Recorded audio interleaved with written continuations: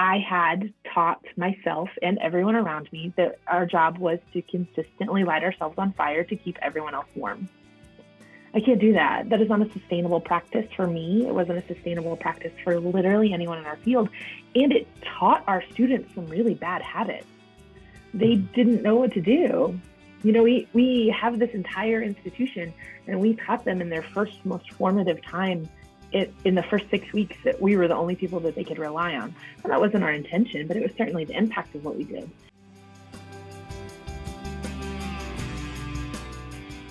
Hello, and welcome to Student Affairs Now. I'm your host, Keith Edwards. Today we're talking about reimagining the work of residence life.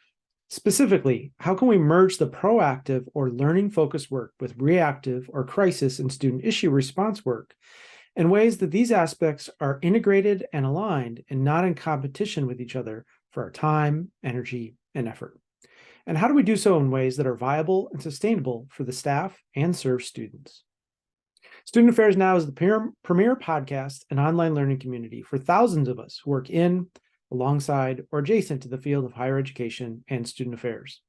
We release new episodes every week on Wednesdays. Find details about this episode or browse our archives at studentaffairsnow.com. This episode is sponsored by Leadershape. Go to leadershape.org to learn how they can work with you to create a just, caring, and thriving world. And this episode is brought to you by Stylus. Visit styluspub.com and use promo code SANOW for 30% off and free shipping.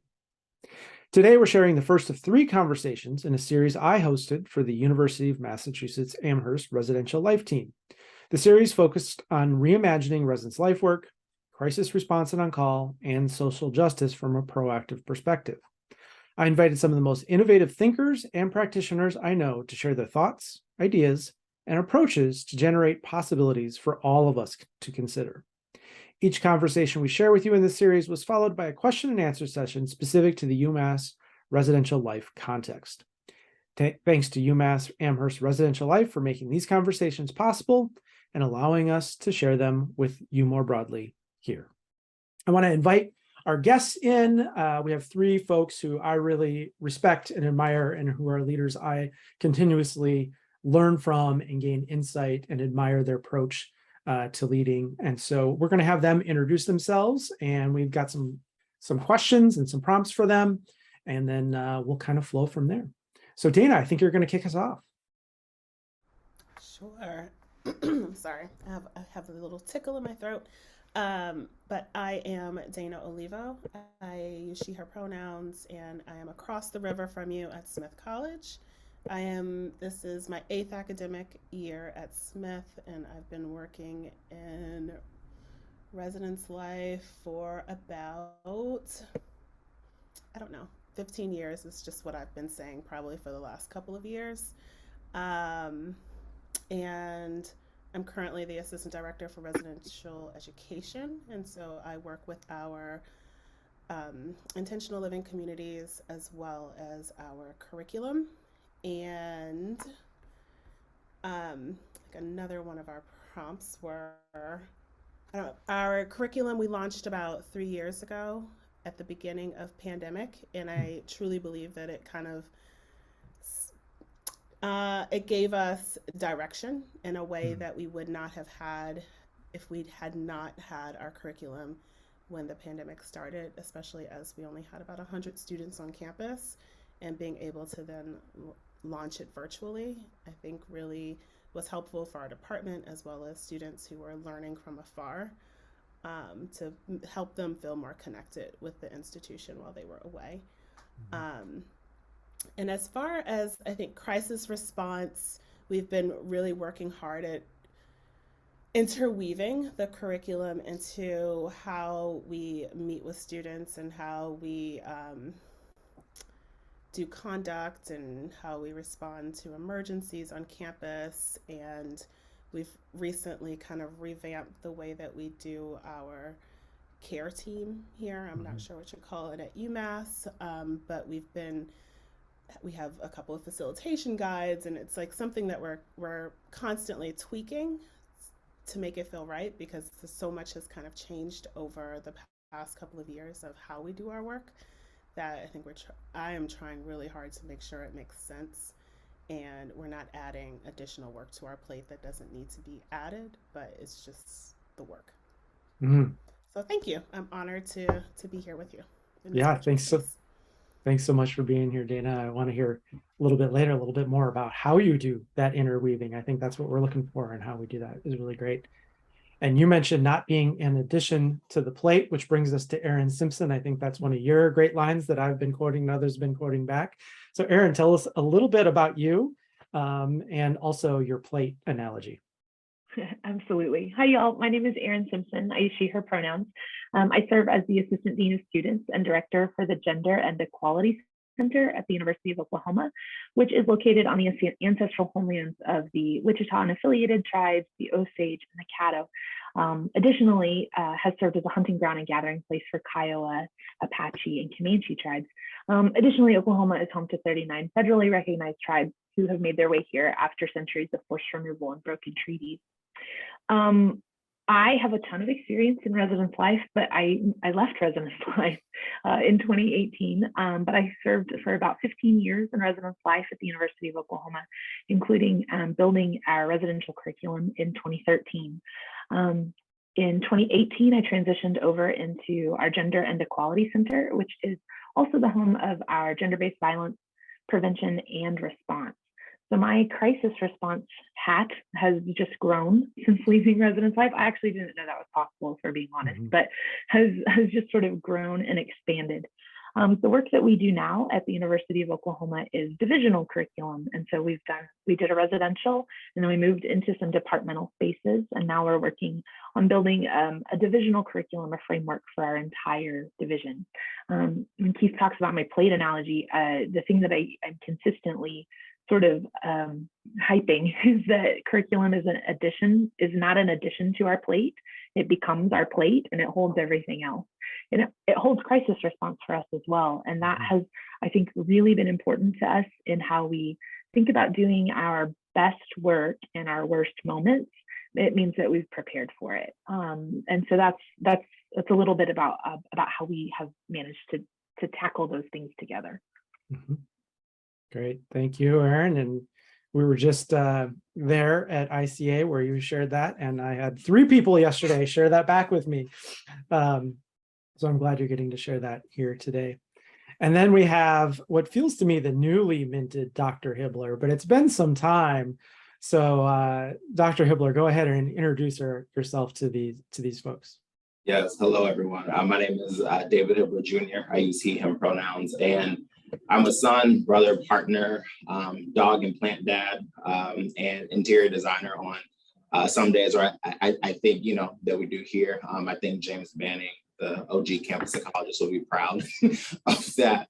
But yeah, I'm an educator who is fortunate enough to curate, spaces in residential life to make campus home for folks, right? So I serve as the director of residential education at the University of South Florida on the Tampa campus. I have been here for 10 years, so this is now my 11th academic year, and our curriculum this year just celebrated its 10th anniversary. I was initially brought here to USF as a part of the creation, of our curriculum, right? Like the chicken or the egg, do we have the right people or do we build the curriculum? They decided to get the right folks on the bus, really re-envisioning job descriptions, roles, alignment with our housing and assignments folks and versus our res ed folks, and just really created the appropriate alignment to really launch what we did here. But so I've been able to grow in a variety of different roles here, from RLC senior, assistant director,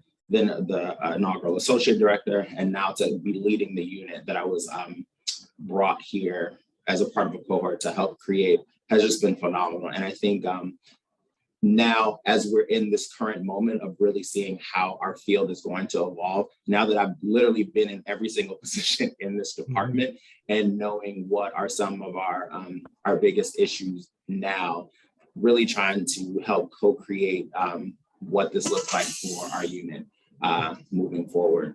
And when I think of crisis and all the other things, right? Like I love Erin's analogy of it's just a part of what we do, right? And here at USF, our curriculum and just how we do our work is all about getting to know our residents by name and by story, right? And if we're able to do that, hopefully we've built a trusting relationship with these folks, with our residents. So when they are in those moments of crisis, right, like they know who to turn to, right? Or some of those pieces of like, can I trust this person, or can I trust the system, or this piece, and how am I now going to find support?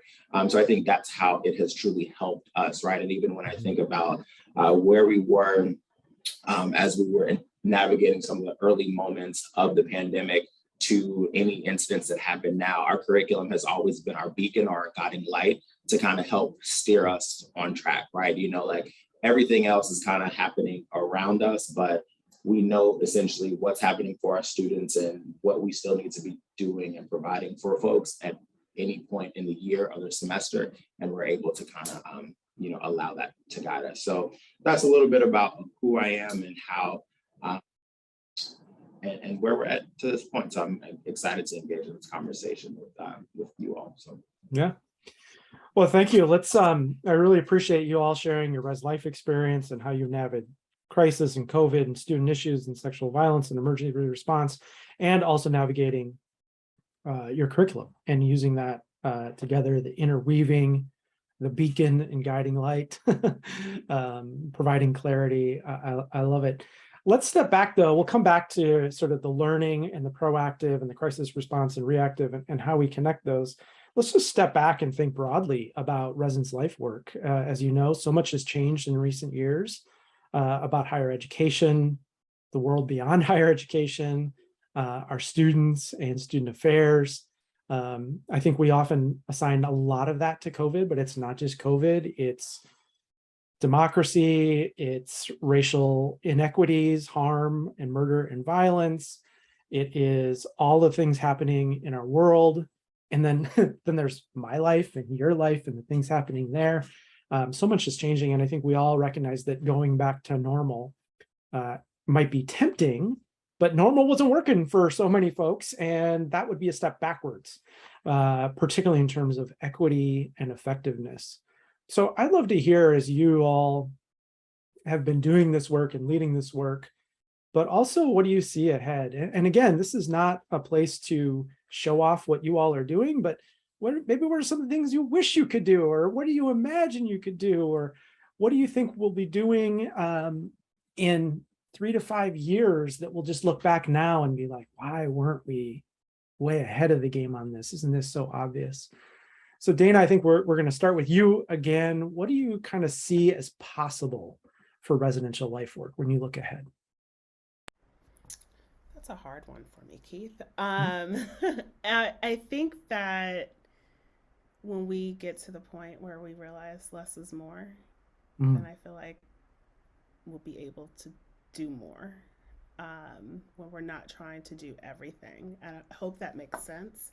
But I think that we try to do everything and fulfill the needs for all the people all the time. And like sometimes I think about like our professional staff that kind of get lost in the mix of us trying to do everything for students and what that impact has. Like I truly feel like if we could do more for our professional staff will be equipped to do more for our students. And also embracing other ways of doing the work. I think that we can get stuck in this like, but we've always done it this way, or that's easy, or it does take time to think about new ways of doing, and that's really difficult when you're student facing and constantly faced with crisis and COVID and all of the things that can happen on a college residential campus. It will happen. And so when you're constantly spinning that wheel, don't have a lot of time to think strategically about how we can do this different.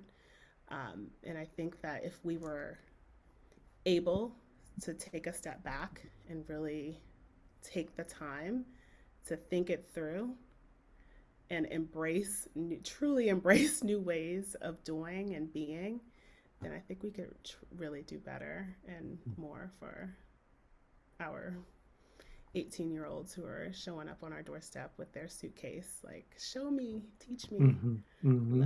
love me, Mm-hmm. Help me, rescue help me. me, right? Yeah, yeah. I'm hearing the essentialism, right? How can you do less so you can be more?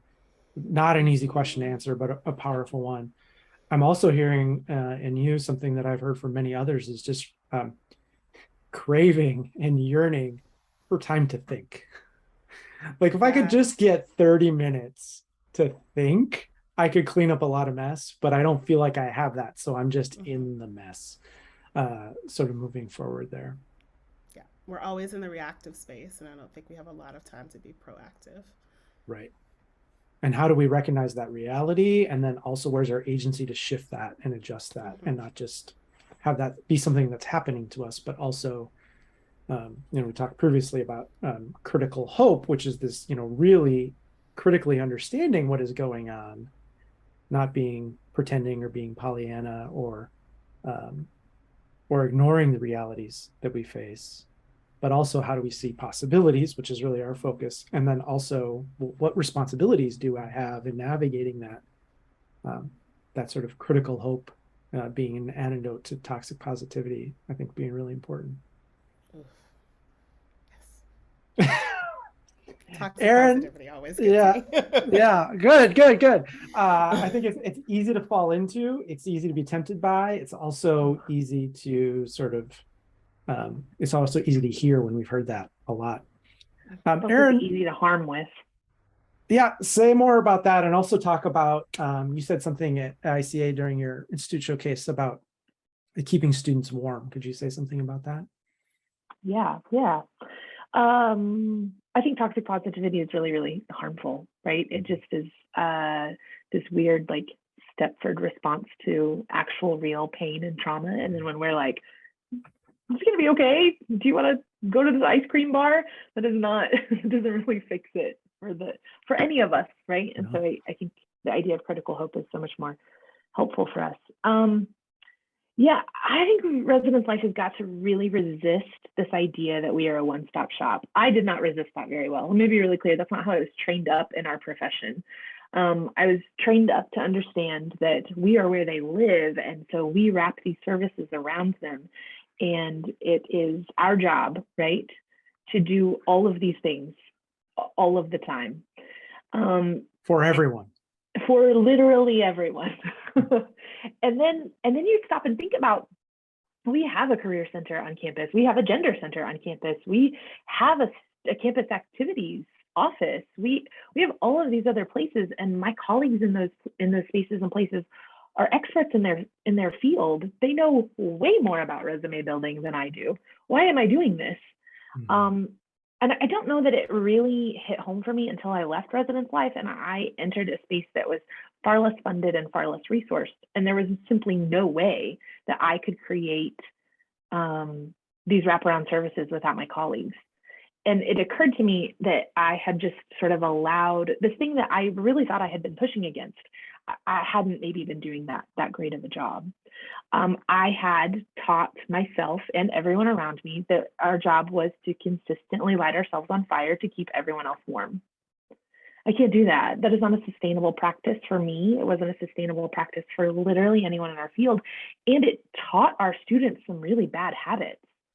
They didn't know what to do. We have this entire institution, and we taught them in their first most formative time in the first 6 weeks that we were the only people that they could rely on. And that wasn't our intention, but it was certainly the impact of what we did.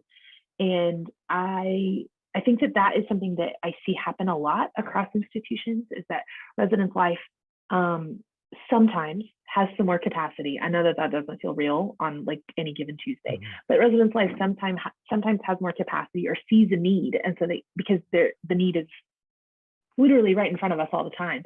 And so we just move to fill it. And if we were a little bit more thoughtful about it, then we could anticipate the need, because we see the need every year.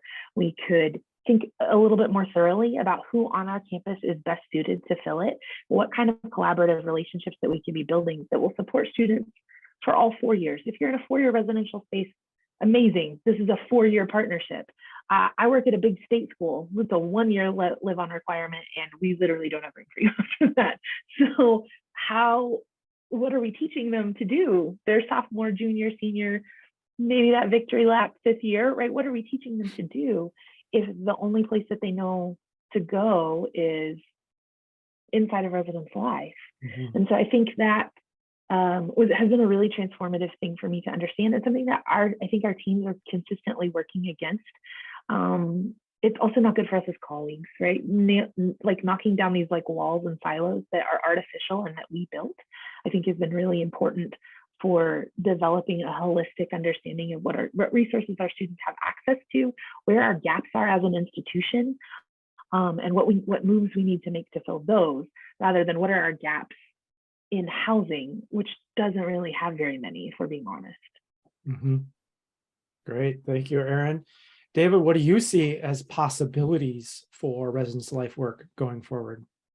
All the things. I think first we need to possibly embrace some of the ideas that previously haven't sit well with us, right? I think for so long there was just this notion of like corporate this, corporate that. We need to like resist everything that is kind of in those spaces. And I think there are some elements that I'm trying to adapt now, or that we're going to need to, right? We've already started to figure out what does hybrid or remote work look like for our teams, right?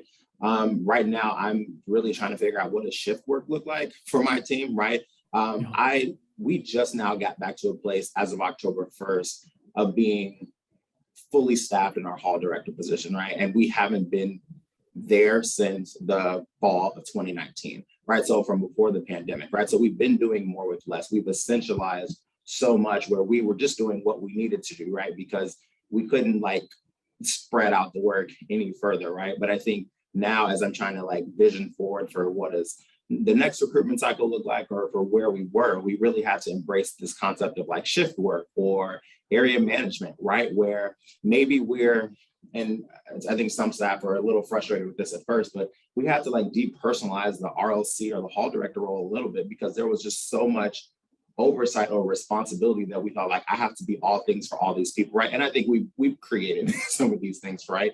But hey, how can I like spread these roommate conflicts, or how can I spread this conduct around, or how can I spread, some of these students of concern issues around for like the other people and with the other people in my area, right? So I'm not just inundated with all the things that are happening in my one specific hall, right? Even with RA or hall council supervision, we've had to look at that as well, right?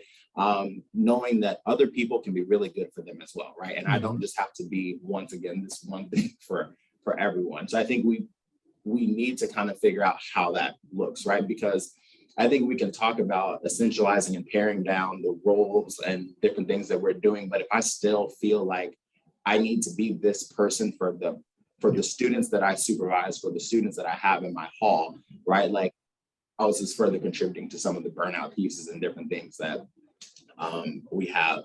And I think as leaders, we need to continue to read the room, right? Like what is just going to be that one final straw, right? And how are we just doing things differently for us, right? We have just been in like a whirlwind the past few weeks. It's already October. We know what October is in Res Life, right? It's almost November, actually. It's almost FYI. Literally, right?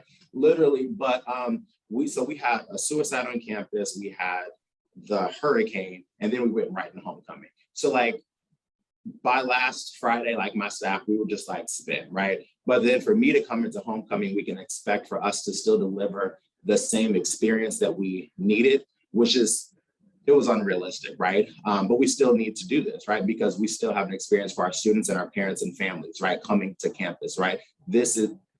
We still have to create some of these moments, right? So in that moment, instead of being frustrated with potentially how that was going to look, right? Like I called a party planner, right? And me and my AD teams, we literally had someone come and decorate 16 lobbies, right? With balloon arches and welcome home signs, right? And we had somebody come and just facilitate that one thing for us. But that was just the one thing that was my staff responsible for doing it? Yes. Could they have done it? Possibly, but I don't think I'd have been happy this past Monday, right? So just like, what are the things that we just need to do and just like re-envision or like literally have somebody else do, right? Who maybe is outside of the institution, who has the capacity, we're paying for this good, right? So that's kind of where we've been, because unfortunately, I think we've had to go out, and I think this is also just kind of where some institutions are, right? Like, we may be understaffed, but also our peers in other units may be understaffed, right? You know, we may have a career center that has 2 career advisors for a lot of people, right? You know, and I'm not saying that's where I'm at right now, possibly, but these are all things that, you know, I think for so long we've had great collaborations with our partners, and while maybe we've been able to fill our coffers up with people, everybody else hasn't. So like the whole division is still trying to re-envision what this looks like, right? But knowing that we're still a brick and mortar institution, and we're trying to figure this out, right? Because our students are still here, so we still have to like figure out how we do what we do, but doing it differently and looking outside of our field to figure out how we still provide an experience that is meaningful and intentional and all these things. Yeah. So I love that you're modeling for us, centering the purpose of the students and the students' experience, but really cracking the things wide open about how we do that. Like, let's just hire an external party planner to do balloon arches. Like, okay, like, how do we really think differently about that and shift work, which is something I've been thinking about. We might come back to with these folks a little bit later on when we talk about crisis response, and how do we think about some of those things differently and open to this. I heard from all 3 of you, those centering staff well-being being so important. Burnout, setting ourselves on fire to keep students warm is not, you know, a sustainable strategy. How do we center the staff well-being so that they can be there for students? And how do we do that structurally and systemically? And then how do I navigate that myself? Because I need different things to be grounded and centered than David does. So where is the organizational, institutional responsibility? And then where's our own agency within that? And how do we navigate some of that? And I love your saying, you're, excuse me, using the language of depersonalizing. How do we let go of our ego? This is not my building. These are not my students. This is not my set of roommate conflicts. These are not my, right? But they're ours. How do we be of service to the students who are here?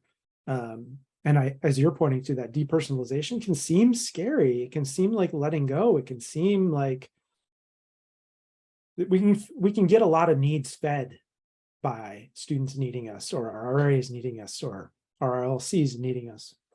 But ultimately that does, as you pointed out, lead to burnout. And so how do we see things more collectively, and what's the best way for us as a group to meet these needs? And maybe that doesn't involve me at this moment, but maybe it involves some other things, or involves me in different ways down the road.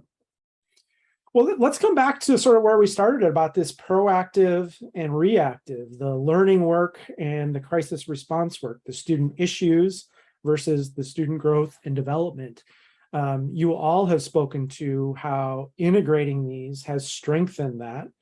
And I think about how if we're proactive on student learning and growth and development, then they'll be better equipped to handle some of these challenges on their own, not all of them, but some of them, which is great. And if we're doing a good job addressing some of these issues, they can also be learning and growth opportunities for the students in some cases, in some ways. So how do we see them feeding and informing and interweaving with each other rather than being in competition? I don't have time to do learning because I've got so many incident reports, so many crises, or so much time on call. That's a really challenging thing. I think, David, we want to come back to you. So how do we merge this together? What has been sort of the best of what you've done, or what you see you might be doing ahead in the future? Again, we're here to think about what could be in interconnecting these things. Yeah, and to be honest, I hate that I'm going first on this one. Right? I saw this and I was like, what? I had to like read it a few times, I won't lie. But I think when I think about this question, and I go back to the purpose of our curriculum was to get to know our residents by name, by story, right? USF is a school of 47,000 people. And even though I don't have 47,000 folks in housing, right? Like, how are we making it human scale for folks? And how are we giving folks the insight and confidence to navigate this place?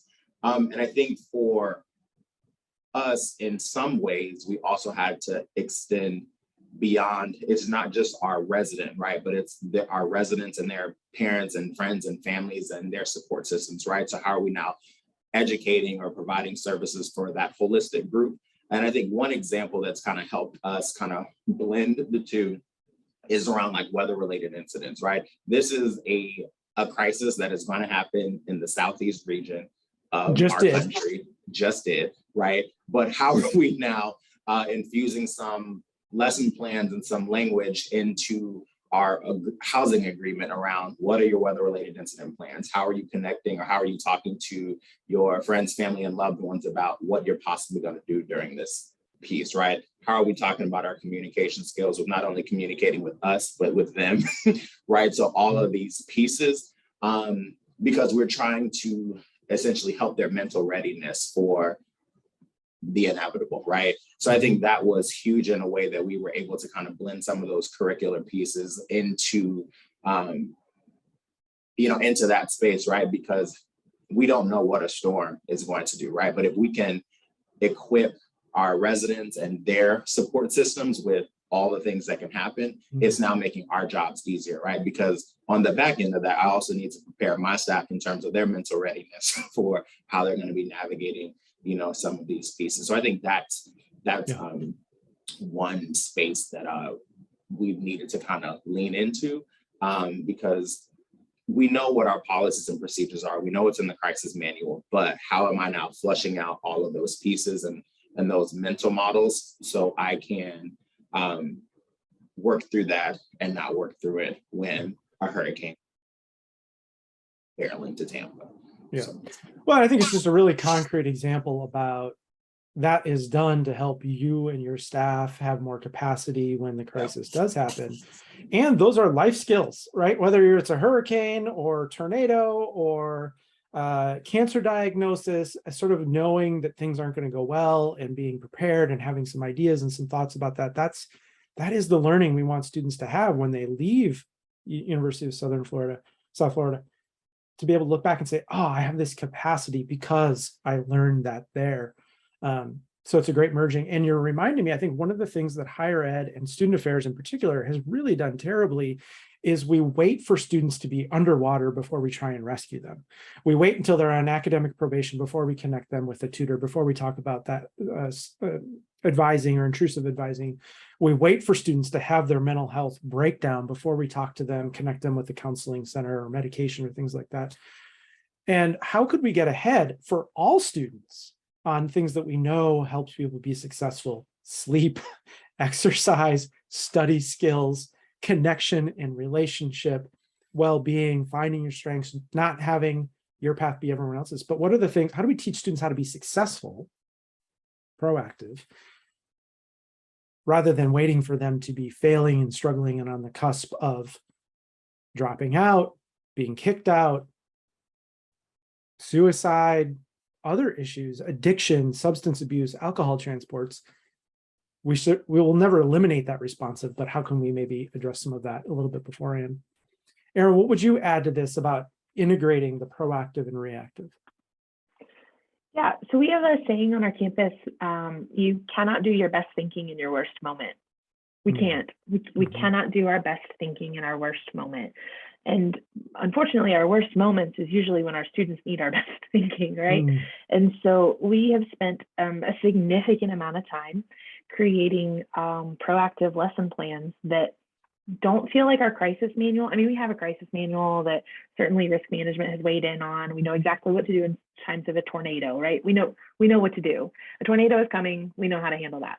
But I'm also thinking about racist incidents that make international news. It's not like the University of Oklahoma doesn't have any level of experience with that, or a death in the residence halls, or climate crises that impact not just our campus, but our students come from all over the world. Like, right, how are we doing thinking around those things before they happen? Because it's really naive of us to think that it won't. It's really naive of us to think that we're not going to have someone say something deeply harmful, racist, and offensive in a community setting. we know that's going to happen. What's our plan? And that I don't need us to think about what our plan is when it's actually happening, and we're all just sort of casting around, looking for the like adultier adult in the room to figure it out. That's us, and so we have spent a lot of time thinking about what that looks like, what those facilitation guides look like, who can take those up, right? Because the other piece that I think was really important is that it kind of harkens back, I think, to things that David said earlier about like shift work and depersonalizing. I can't ask a hall director whose identities are directly being impacted by the harm that's happened to also be the one leading the response, right? I can't ask in my office, I can't ask my LGBTQ program coordinator to always lead the response to like a transphobic and homophobic incident on campus.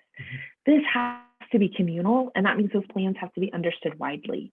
I think that we have for too long been like, well, it's your building, it's your spot, or it impacts your job, so it's your thing. And that has led us to harming our colleagues as well. Like our students weren't served probably in ways that were like very deeply student-centered, and we hurt our colleagues. Both outcomes we're not looking for. So we think, I say this all the time, that we cannot do our best thinking in our worst moments. So when can we do our best thinking? Let's identify that. And then let's imagine that we know that this is going to happen. What are the basics? We know we're going to need to call counseling. We know we're going to need to do these things. We know we're going to need to have dialogue groups. Like we know we're going to have to do these things. We can think about them in advance and create some planning around them that just gets deployed when needed. That's really changed our ability to be reactive, thoughtfully, intentionally, and collaboratively in very little time. With very little, like the timing is very different now. I don't know if this is something you've actually done, but I've given you and your Oklahoma colleagues credit for this, or maybe we just imagined it. But I imagine a facilitation guide for racist bias incidents of all kinds. Like we've got a plan. Now the details change, and so we're going to sub in. But we've got a plan for news, right? The things that happen, whether it's elections or hate incidents or violence or crises, and then we have, here's if the weather gets so overwhelmed. And having these plans, it's never going to go as planned, but at least having a plan, now you have something to adapt and modify and say, okay, this isn't happening the way we thought, but we're going to do this. And I just remember so many times where something would happen and we would have a meeting about it. And because we're all over meetinged and over scheduled, it would take 2 weeks before we meet about it. And then we were going to have a forum, but the chapel's not available to have the forum. And by the time we got our stuff together, it was over for the students. It had been 5-6 weeks. There had been 3 other things that had happened since that were on their radar. So how do we be planful to help us be nimble? Yeah, we have banks of them now, right? And it's I think been really important for staff to also be able to pass them off. I don't know that was something that earlier in my career I thought well enough about through my own like privileged lenses and things. But now I think about that deeply, like who is handling point on this? Is that okay? Are they okay? Is this a reasonable ask of them? Right. And I think that has also, because the planning piece has already been done, now we have the room to ask that. And before we just would have been like, no, it's your building, go do the thing. And I think that has also just been really impactful for the way that we handle harm, crisis, all kinds of things. Yeah, the collaboration, the depersonalization David mentioned, the collaboration really seems to be a necessity of the work, helping us do it better and better serve students. And some of the ways we also have to get out of our own way to be able to do that. Yeah. Dana, what would you add to this about the interweaving, as you said earlier? The first thing that came to mind for me was thinking about how we need everyone to be reading out of the same book. And I think sometimes it feels like we're just in like a completely different volume of the Encyclopedia Britannica. Like it's just like you're in a different letter. And like there's work being done around creating a divisional curriculum here.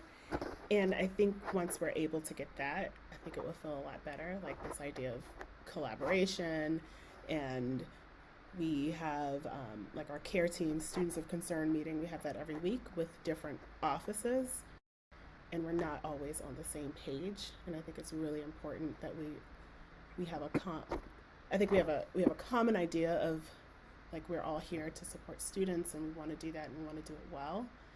And I think sometimes we have different ideas about what that looks like. Mm-hmm. And I almost feel like until we get to the point where we all have a very similar or same idea mm-hmm. of what that looks like, we won't be able to do our best work. Yeah. Because you have this person saying, I think this needs to like, and you know, like there's a spectrum, right? It mm-hmm. ranges from we're holding a hand.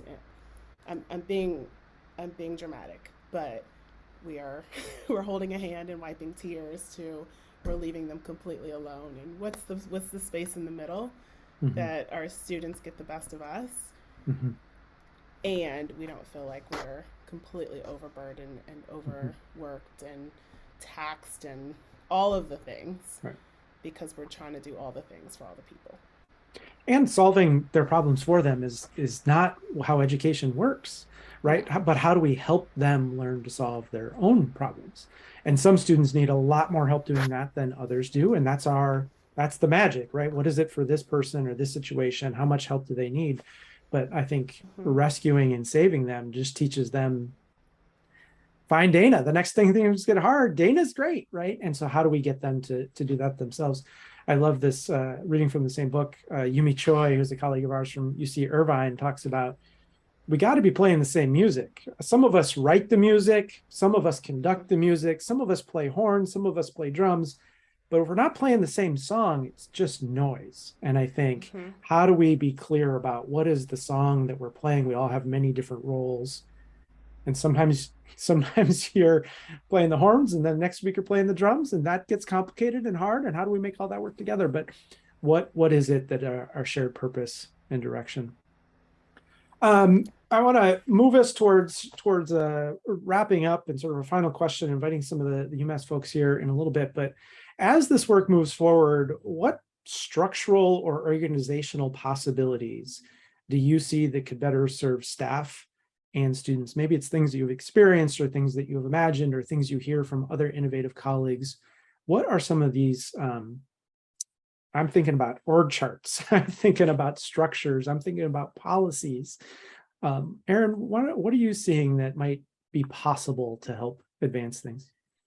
Yeah, so one of the things that I think about is that I think we're pretty held hostage by tradition in our field about this is what it is. Like, this is just what this is. And I'm really interested in the idea about each campus getting to define that for themselves. Like, I don't work on a campus like UMass Amherst, right? So when I think about what possibilities could be, I'm thinking about what possibilities could look like at the University of Oklahoma, which is a large state school in a suburban, like semi-rural space, right? There's not the same thing. Mm-hmm. And so I'm really interested. We spend so much time talking about our curriculums being contextualized to our own institutions. I'm really interested in what we would do if we could contextualize our staffing patterns to our institutions, instead of being sort of like, well, people have to live in, and our duty structure has to look like this, because that's the way we all got trained up. That's the way that it's been done, or that's the way that, when we look across the country at those peer evaluations that everyone's always asking us for, this is how this aspirational school does it. Well, that may not mean that it works. So what would it look like if we sat down with a completely blank slate and only thought about our institution and what would best serve our students with our staff capacity, that meant that our staff could also sustainably continue to do that work? Mm-hmm. And I think that if we did that, we might find some things that we have that they do work, right? Maybe they're trends or they're staples for a reason. But I also think we could probably find and toss out some stuff that we've just been doing because we got held hostage by tradition. Mm-hmm. And that is, I think, where I want us as a field to get to be brave. And I haven't seen us do it very widely yet, but I'm really interested in how brave we could get about, I don't think we need this. And I think it's okay if we are a housing or a residence life unit that doesn't have this. And even if people look at us like with big eyes at conferences and be like, what? We don't have this because it doesn't work on our campus and it doesn't serve our students, is an answer that I would love for us to get to say and do and like boldly live out. So while I don't think I have a specific answer, that's what I've been thinking about, is what would it be like if we contextualized it specifically to who we are and where we are? Well, and you're getting at this reimagining, right? What could we reimagine and really grounding it? And I also want to free us up, not from just what has been, but I think sometimes we get stuck in what would be the solution that will work forevermore when it doesn't have to. What could work for us for the next 6 years, maybe, and then we'll reevaluate. And 6 years is probably even too long. So I love that permission slip you're offering us. David, what do you see structurally and organizationally as some possibilities to consider? When I think about the word possibility, I'm like, I don't know if it's like, I don't know if we're still trying to figure it out, or it's just what we were forced to now do, if that makes sense. So I feel like we have been forced to look at other types of candidates. We have been forced to, think about who are the types of folks who can now fill these roles, right? Because during the height of USF and our curriculum and all these things, we were these scholar practice, and we still are, right? But like, we were looking for a very specific type of person who was tapped on the shoulder in undergrad, who had that special moment, who went into a graduate program, who had all these phenomenal and transformational, experiences and moments of learning and insight during their graduate program. And they were ready, and they were at TPE, and they were going to come to USF and create and do all these things, right? And we don't have as many folks in our graduate programs anymore, and all these things, right?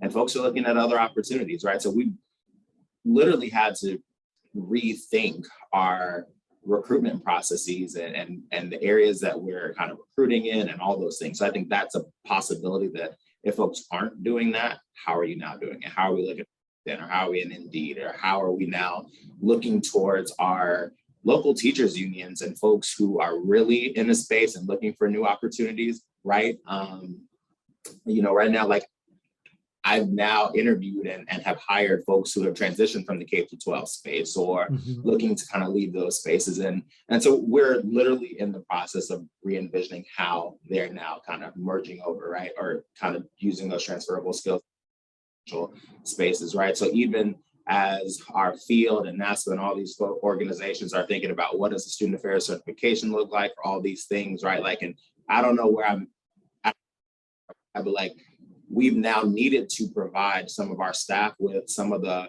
MOOCs and other opportunities to give them a crash course in student development theory, or some of these pieces, just to have the contextual knowledge of what is higher ed, right? So that has now had to be in some of our onboarding processes. So that's somewhere where we've had to kind of re-envision. And I think the other piece is just, as we continue to see more heightened levels of mental health and alcohol consumption, at least in some of our halls, and I know that is a national thing.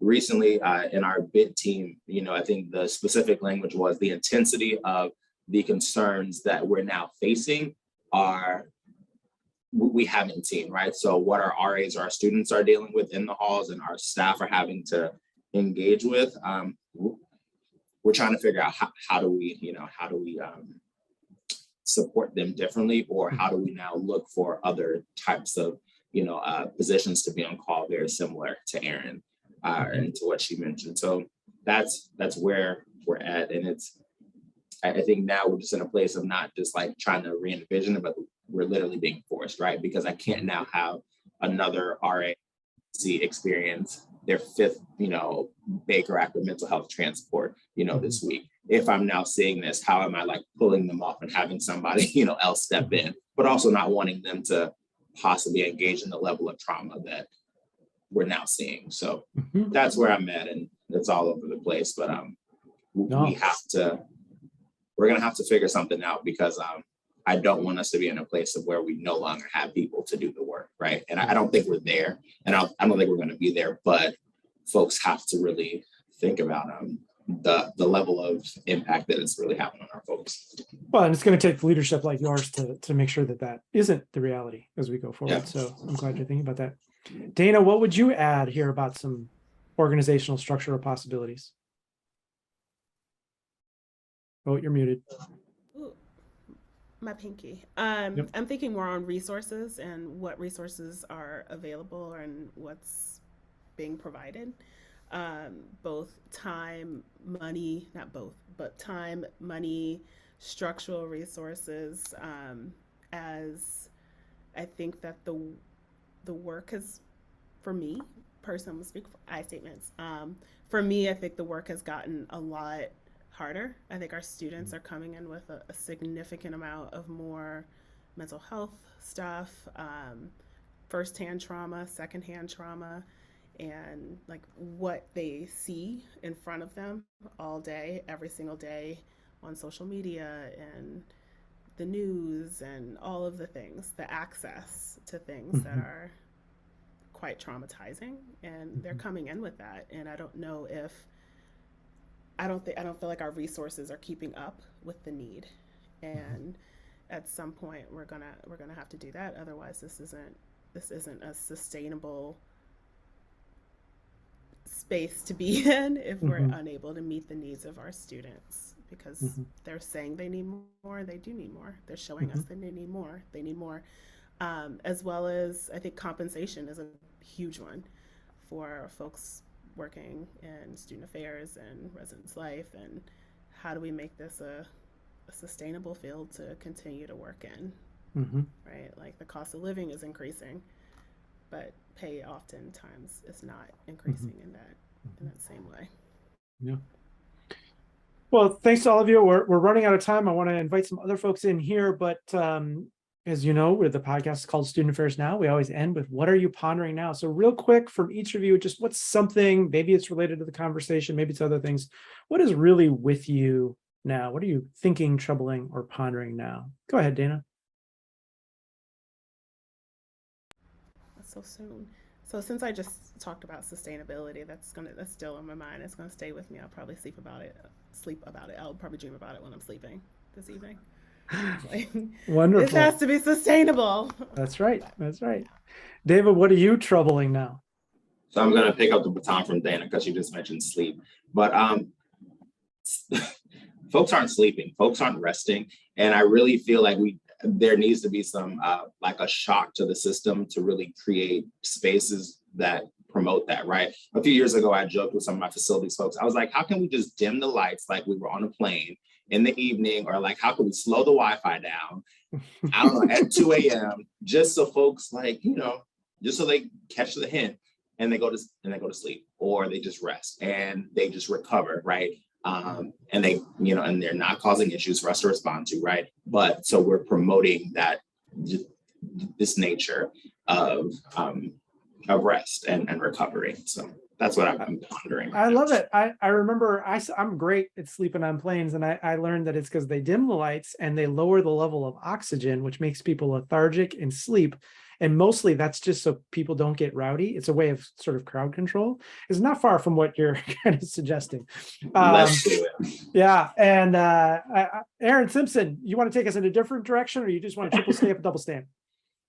I like Dana, I'm thinking a lot about sustainability. Margaret Sally's work, she was on a podcast about creating sustainable careers in student affairs and ideal worker norms, is really on my mind a lot right now. I've been spending a lot of time thinking about how we resist this sort of like way that we got taught, right? Just how do we resist this? And but I've been pondering that a lot lately.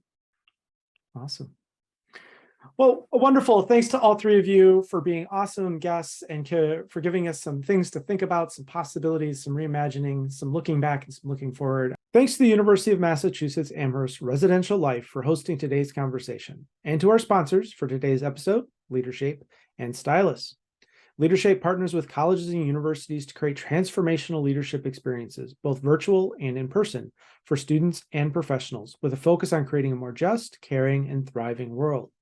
Leadership offers engaging learning experiences on courageous dialogue, integrity, equity, resilience, and community building. To find out more, please visit leadershape.org/virtual programs or connect with them on Facebook, Instagram, Twitter, and LinkedIn. And Stylus is proud to be a sponsor of the podcast. Browse their student affairs, diversity, and professional development titles at styluspub.com. Use promo code ESSAYNOW for 30% off all books plus free shipping. You can also find Stylus on Facebook, YouTube, Instagram, LinkedIn, and Twitter at StylusPub. Huge shout out to our producer, Nat Ambrosi, who does all of the behind the scenes work to make us look and sound good. If you're listening today and not already receiving our weekly newsletter, please visit our website at studentaffairsnow.com, scroll to the bottom of the homepage to add your email to our MailChimp list. While you're there, check out the archives. I'm Keith Edwards. Thanks again to the fabulous guest today and to everyone who's watching and listening. Make it a great week.